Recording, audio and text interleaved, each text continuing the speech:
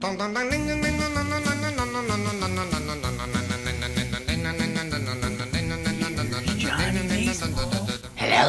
and welcome back to Jonny Baseball. This episode is brought to you by... Hello and welcome back. I got a new microphone, which I'm trying out for the first time today. Now you can hear my voice in all its glory, baby. Oh yeah. So I realized the other day that in all my videos so far I've been trashing the teams that I'm supposed to be talking about, and today we're going to be talking about the Braves. So as a Mets fan, I can just tell you that streak's going to continue. You know, I love how the Indians and the Redskins are always getting like a lot of flack for featuring simplistic and some would say racist depictions of Native Americans. I won't really get into that debate, but I just want to say real quick, if there's a team called the Blackskins and their logo was a picture of Idris Elba, would that really be okay? Anyway, the Indians and Redskins are always getting criticized, but why do the Braves always seem to get a pass? I know they don't actually feature any kind of racist depiction of Native Americans, but they do the tomahawk chop.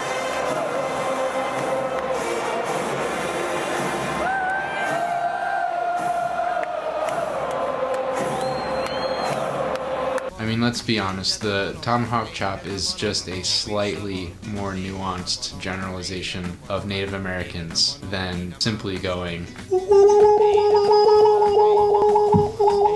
I mean, whatever, I'm a Mets fan. I'm probably still bitter from the rivalry that we used to have with the Braves from back in the 90s. And fucking Chipper Jones. Chipper Jones is easily the biggest Mets killer in history, and that guy can just straight up burn in hell. He's honestly the epitome of evil. Did you know that Chipper Jones named his kid Shay? Seriously, that's all the proof you need that Chipper Jones is a troll. He named his kid after the Mets' old stadium after completely demolishing them for like 20 years there. That's like if I stabbed somebody to death on Broadway, and then I had a kid and I named it Broadway just to taunt the family for the rest of their lives. I don't know why I keep choosing teams for these videos that don't have that many undervalued players. When I look up and down this depth chart, I mean, Incy Arte is being overvalued, Matt Kemp is being overvalued in drafts based on ADP, Julio Teheran. Fear not though, ladies and gents. I dug deep enough and I'm gonna give you 3. I promise 3. I'm gonna give it to you. So first up is Dreamboat Dansby Swanson. The only guy in MLB with the name of an English lord. I honestly kind of thought this guy was gonna be on the overdrafted list, but I was pretty shocked to find out that his ADP was only 190, and he was behind guys like Eduardo Nunez, Pedroia, our good friend Benzo Brist, and Jonathan Scope. I think that Swanson has a pretty good chance of outperforming most of the guys on that list. So this was his slash line last year. For a shortstop, that's pretty dang good. Nice walk rate for a rookie. And I'll just give you a quick rundown on why I'm a believer in this guy. He crushed the ball last year.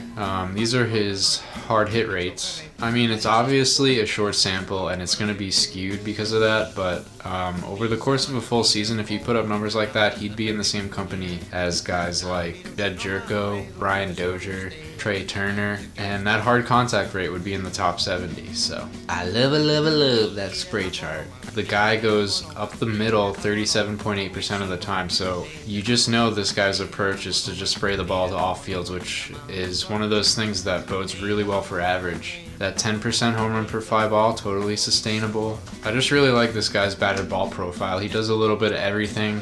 He clearly has a great plate approach, sprays the ball to all fields, hits the ball hard, runs a little bit, plays good defense. I mean, you couldn't really ask for a better all-around player, and I think this is just the beginning of what he's going to be able to do. I'm going to go bold just because of the pedigree, the age, and what he was able to do last year. I'll say he puts up a 275, 345, 440 slash. And you know what? I'm going for it. 15-15 this year. And on top of that, one more amazing season of Flight of the Conchords alongside Jermaine Clement.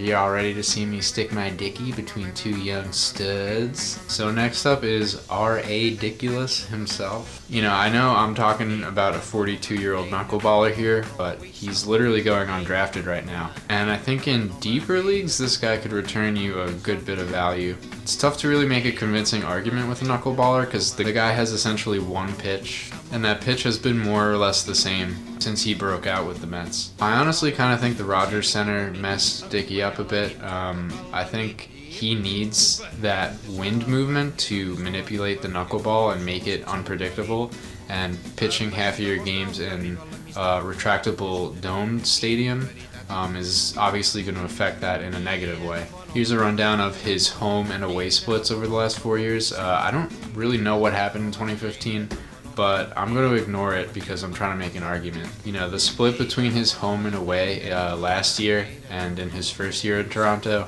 and even to a much lesser extent in 2014, tell me that the guy just wasn't as effective when he was pitching at home. And like I said, I think that is because of the fact that he doesn't get as much movement on that knuckleball. His fastball velocity actually jumped last year by a mile per hour. Not that makes a huge difference, but any boost in velocity to help offset the slowness of his ephus and knuckleball is obviously a positive. He's generally been pretty good throughout his career up until last year at limiting hard contact, likely because his pitches are thrown so slowly. They don't come off the bat quite as hard.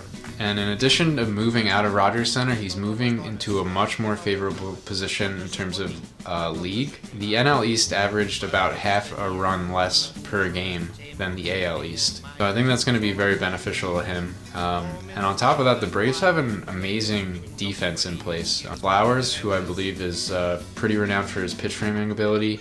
You obviously have Inciarte in center and Markakis in right. They're both stellar defenders. Swanson's legit, Freeman's legit. I think if they call up Albies, they're going to be very, very solid. Overall, I think you're going to get a pretty productive year out of a guy who's not being picked up in any drafts, even in deeper leagues. So I'm calling a 3.6 ERA, 1.2 WHIP, and 7 Ks per 9.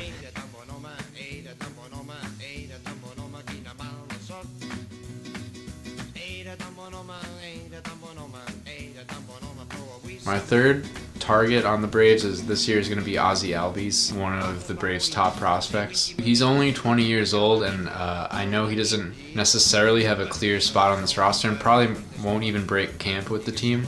But when I look at that depth chart, I see his biggest competition as Jace Peterson, Sean Rodriguez, and Adonis Garcia. And on top of that, Swanson is no sure thing, so if he struggles, I could see them giving Albies a shot. Even if he doesn't break camp with the team, I'd imagine with this team kind of in the beginning stages of calling up these young guys and trying to become competitive, I could see him easily getting an early call-up. The numbers this kid put up in the minors were insane for his age. I mean, 321, 391, 467 as a 19-year-old in AA is nuts. And in particular, it's the walk and K rates that he put up over the last 3 years as a guy who was 3 or 4 years younger than the average age of the competition at those levels. His plate approach is obviously elite. I think he has the defensive acumen to stick at the major league level even if he struggles a little bit with the bat initially. And I don't think we're going to see this kid's upside for another couple of years, but I could see at some point this guy becoming a rich man's Elvis Andrus.